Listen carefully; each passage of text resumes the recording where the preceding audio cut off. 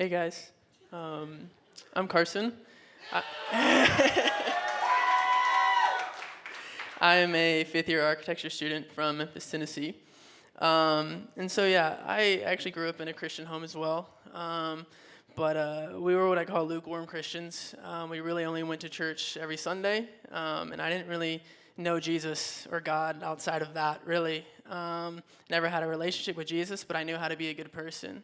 I was loved really, really well by my family and treated really well, but I never knew Christ. And at the start of middle school and high school, when I started to grow up a little bit, I started just to develop a lot of anxiety, a lot of depression, and a lot of fear, really, just about the world around me. And to escape that fear, to escape that anxiety, that depression, I sought out the things around me. I sought out sexual sin. I sought out validation from people, relationships. I sought out performance in sports and in academics, and all of that. I tried to find identity in those things, and that happened all throughout high school. And I got into a long relationship that I really put all of myself into, and never really got anything else in return, and that left me empty. And when senior year hit and COVID hit, I not only lost that relationship, but I lost school, I lost sports, I lost friendships, I lost everything that I thought made me.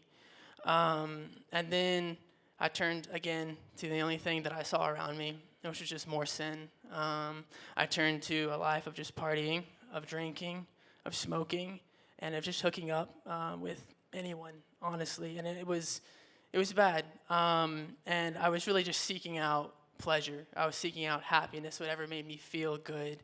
And I thought that if I just filled myself with pleasure and happiness, then the fear, the anxiety, the depression, it would all stop. And so I continued into college with that mindset, and it just escalated even more. I joined a fraternity. I started just partaking in just the freedom of college in a really bad way, and I just let myself fall into just the world and to sin and to my flesh. And that continued through sophomore year, where I ended up just hitting a wall and realizing that I need to shape up a little bit. And so I ended up reading my Bible more. I started going to church more. I started trying to be a better person. But as I read the Word, I didn't read it for a relationship with Christ. I read it for information. I read it for things to make me feel good on how to be a good person, how to treat people well. And I didn't know Jesus. And I was praying through this whole time, and I just could never find any peace.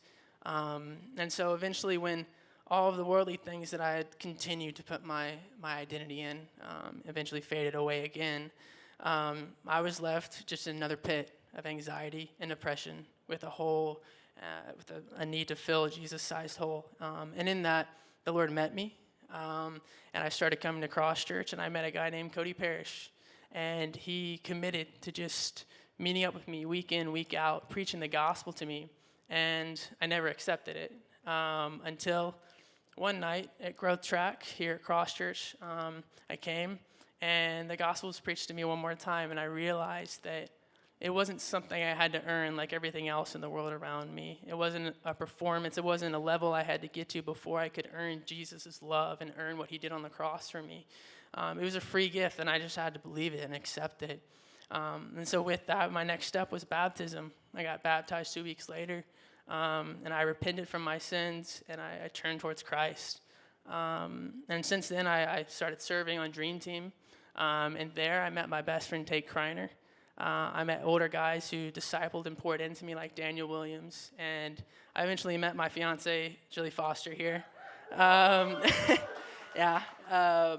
And so with that, I just encourage you guys to get plugged in and find people who love Jesus. Because since finding those people, I've just started to see the Lord's love even more. He's working through us, and I'm just so thankful for that. And so along with that, I got the opportunity my senior year to lead a community group. And I was anxious about it. I didn't think I could do it, but the Lord provided. Shortly after that, I got the opportunity to go on a mission to Peru for an entire summer and see just what the Lord's doing in other parts of the world. And so with all of that, I'm just thankful for what the Lord's doing. He's turned all of my fear, my worries, my weakness, my struggles into joy. I still have a lot of struggles. I still battle anxiety. I still sometimes fall into depression. There's a lot of lies from the enemy floating around, even in this season. And I just want to reiterate Galatians 2:20 that says that I have been crucified with Christ. It is I who no longer live, but Christ that lives in me. The life I now live, I live by faith in the Son of God who loved me and gave himself for me. And this just means that no matter where I'm at in life, no matter what my circumstances are, no matter who I think I am or who the world tells me I am, nothing could ever change the fact that Jesus died on a cross for me.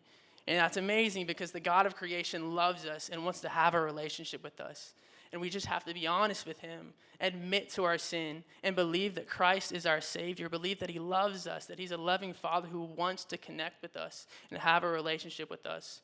And just turn to him, commit to a life of seeking after Christ. I go to Matthew 6:33 all the time, which says, seek first his kingdom and his righteousness, and everything else will be added. There's nothing in this world better than Jesus, because everything in this world will eventually pass away, but our relationship with the Lord is eternal. And so I want to encourage you guys to do whatever is on your heart to just take a next step. Start following Jesus. Get plugged into community, right? Just commit everything in your life to following him, because there's nothing better. There's nothing in this world that could ever compare to the love and goodness of Jesus Christ. And so I just want to thank you guys for listening.